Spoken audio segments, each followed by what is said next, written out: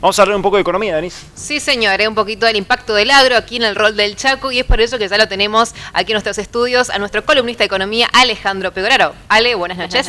Buenas noches, Denise, buenas noches, Marco, a toda la audiencia.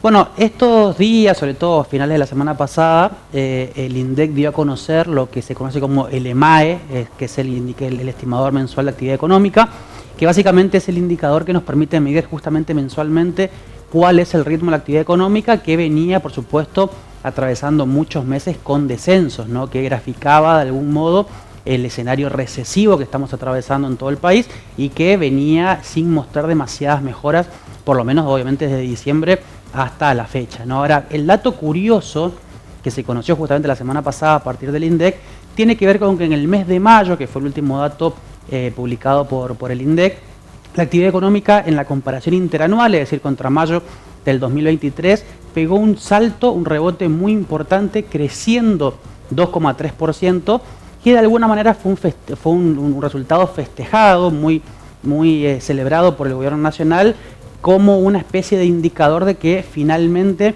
se dejó atrás el escenario recesivo y empezó el proceso de recuperación de la actividad económica, ¿no? Si mostramos en placa, le pedimos a la producción para poder graficar justamente lo que es la evolución, no solamente en los primeros meses de gobierno, sino los últimos del gobierno anterior.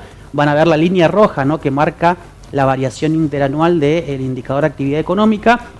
Venía mostrando obviamente mucha debilidad, con descensos sobre el principio del segundo semestre del 2023, algún cierto repunte sobre octubre del año pasado, pero empezó a partir de ahí un proceso de caída, con un pico muy fuerte en el mes de marzo, que mostró una caída que estuvo bastante cercana al 10% interanual, y a partir de ahí un pequeño saltito en abril, aún con descensos, pero luego este salto en el mes de mayo marcando un crecimiento del 2,3%. Ahora, un poco lo que generó este resultado fue empezar a indagar cómo fue que se llegó a este resultado, ¿no? Si vemos la placa siguiente, vamos a ver que este crecimiento de la actividad está explicado casi exclusivamente, o mejor dicho, exclusivamente por el agro, por la agricultura, ganadería, silvicultura, caza que creció en el mes de mayo un 100,3% interanual, contra un mayo del 2023 que todavía estaba atravesado por la sequía, ¿no? Y que naturalmente se esperaba que haya un rebote muy importante, ya trabajando con cierta normalidad en lo que tiene que ver con factores climáticos, ¿no? Ale, te consulto un pequeño para ti. Sí. ¿Esto es debido a este incremento exponencial del agro, debido a las cosechas? Bueno, obviamente que es un mes muy importante de cosecha, y lo que también ayuda en ese resultado final del 100,3% es la base baja comparativa, que es justamente lo que recién marcábamos en relación con lo que tiene que ver un 2023 marcado en gran parte por la sequía, que generó obviamente que las operaciones agropecuarias y agrícolas estén muy limitadas, y que en un proceso, mejor dicho, en una fase mucho más normalizada, se vuelva a niveles de años anteriores a una sequía, ¿no? Entonces genera un salto exponencial, pero por supuesto que la cosecha y las exportaciones tienen mucho que ver en este crecimiento del agro, que fue lo que traccionó justamente la actividad económica. Ahora, cuando queremos mirar el resto de los sectores de la economía, vemos por ejemplo que la minería también crece, aunque obviamente a un ritmo bastante menor. El rubro vinculado a electricidad, gas y agua también crece a un ritmo también bastante menor que el de la agricultura. Pero, por ejemplo, si queremos mirar los sectores de actividad que están mucho más involucrados un poco en la economía real, en el día a día, en lo que nosotros podemos llegar a observar y a vivir, que tiene que ver con la construcción. Volvemos para atrás, por favor, un segundito. Con la construcción, con el comercio y con la industria, vamos a ver que son sectores que todavía están mostrando fuertes caídas, principalmente la construcción, que muestra una caída por encima del 20% anual. El comercio está cayendo también en torno a cercano al 10%, la industria manufacturera cae también un poco por encima del 10%, lo que grafica justamente el hecho de que en la economía real, más allá del aporte extraordinario que genera el agro, todavía está en una fase recesiva muy importante y todavía no tiene síntomas ni signos de recuperación, ¿no?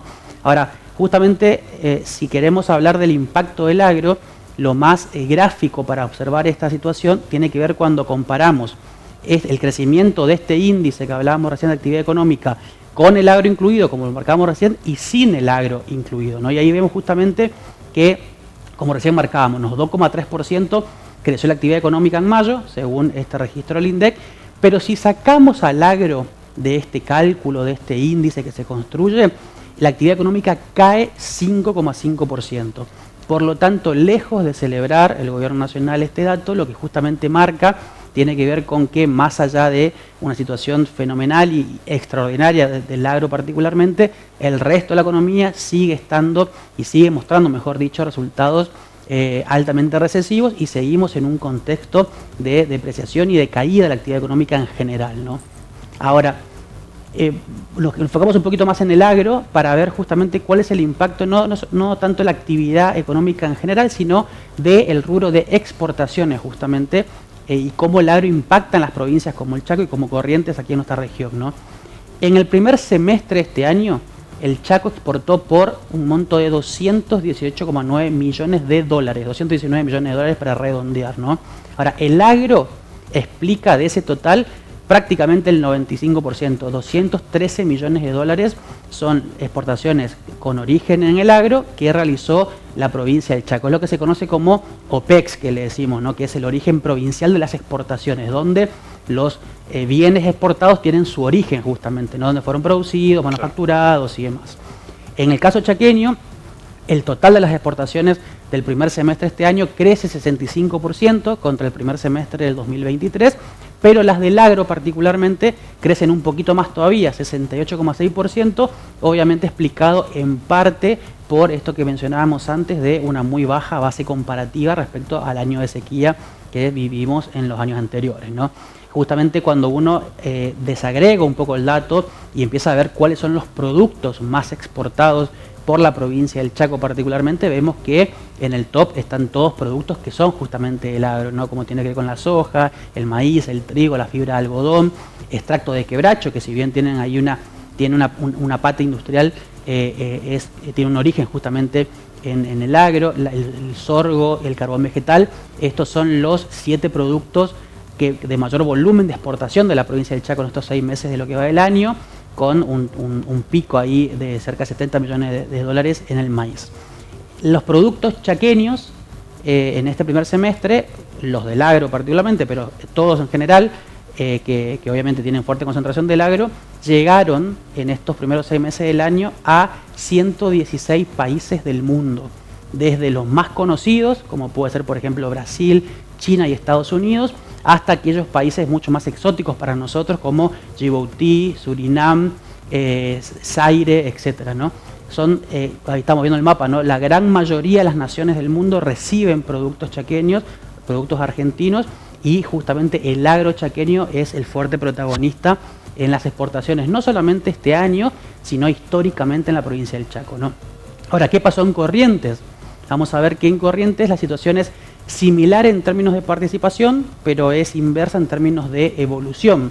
En Corrientes las exportaciones de este primer semestre del año fueron por 110 millones de dólares, bastante menos que el Chaco, y las del agro representan también cerca del 90, un poquito menos del 90%, con 93,6 millones de dólares exportados de productos del agro, pero en ambos casos muestra una caída, 13% para el total de las exportaciones correntinas y 17% para el total del agro, lo que muestra que más allá de una situación global, nacional y chaqueña, como se observó, de crecimiento del agro en términos de exportaciones, en Corrientes en verdad tuvo una merma que está explicado mayormente por sus 2 principales productos exportables que tienen origen en el agro, que son el arroz y la madera. Ah, y la madera. La yerba, en cambio, creció en Corrientes, pero sobre todo creció en Misiones, que tiene el volumen exportador más fuerte en la región del NEA, igual que el té.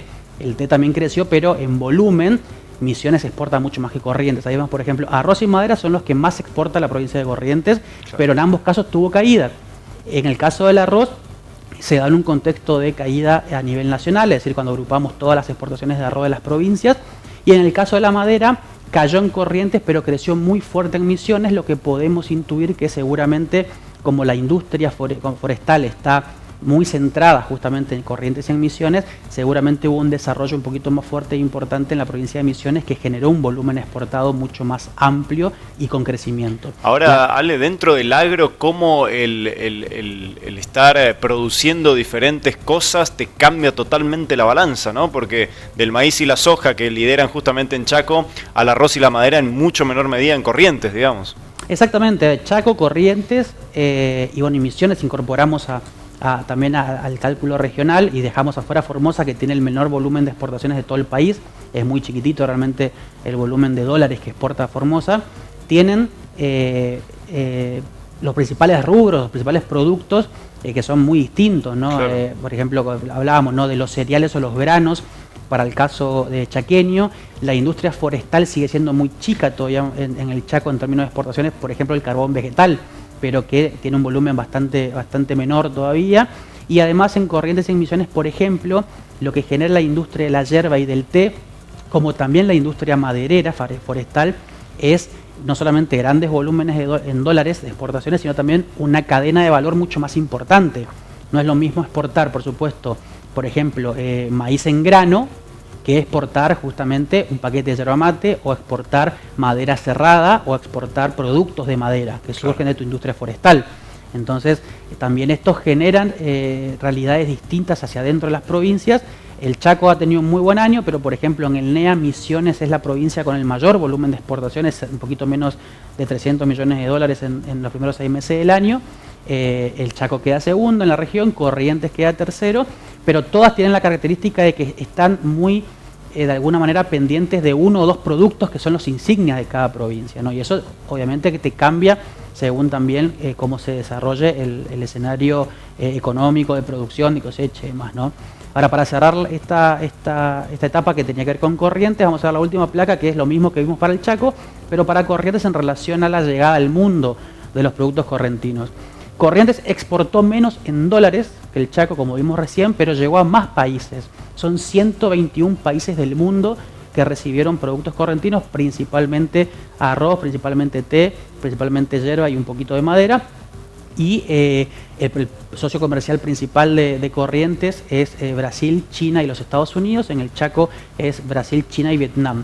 Entonces, otra vez vemos cómo los productos correntinos, así como los chaqueños, y en general los productos nacionales, y sobre todo los productos que vienen del agro argentino, son los que tienen presencia en el mundo y son de alguna manera el motor que está intentando acelerar la locomotora de la economía nacional y conteniendo justamente la caída. Obviamente que si bien el campo es protagonista y es principal actor en procesos de recuperación y de crecimiento económico posterior, necesita obviamente que el resto de los sectores de la economía, como la industria, el comercio, las finanzas, los rubros de mineros, de construcción y demás, empiecen a también empezar a movilizarse, pero tienen mucha más dependencia los sectores de las políticas aplicadas por el gobierno que le permitirán o no mostrar una recuperación económica relativamente rápida y que sea sostenible en el tiempo, ¿no? Claro. Ahora, Alejandro, si ponemos la balanza, ¿qué pesa más? ¿Tener más exportación o tener a más llegada de países, comparando Chaco con Corrientes? ¿O no tiene tanta importancia? No, obviamente lo principal siempre es el volumen exportador. Yo puedo exportar a muchos más países en montos muy menores, que es lo que pasa con Corrientes. Corrientes llega a más países con menor monto global exportado, pero claro, de repente cuando vos detectás una exportación, por ejemplo, a Surinam, por $10.000, o sea que es un monto, es un pequeño envío que se hizo quizás de arroz, por ejemplo. En cambio, vos podés tener quizás llegada a menos países, pero con un mercado mucho más instalado, ¿no? Mercados mucho más grandes. Pensemos, por ejemplo, que los socios comerciales principales en el NEA son Brasil, China, Estados Unidos, Vietnam, un poco lo que es el mercado asiático, que también son los socios comerciales más fuertes de todo el país. Ahora, por ejemplo, de repente, Siria, que es un país que quizás jamás lo hubiésemos puesto en el mapa, de lo que tiene que ver con exportaciones, es el principal comprador de yerba mate de todo el NEA. ¿Por qué? Porque hay una cultura vinculada a la yerba mate y a ascendencia argentina en Siria instalada que generó que tomen mucho mate. Entonces, de repente, el mate es un actor fundamental en Siria. Y así tenemos muchos países del mundo que compran productos específicamente producidos en economías regionales argentinas, ¿no? En el NEA, en el Cuyo, en la Patagonia y demás.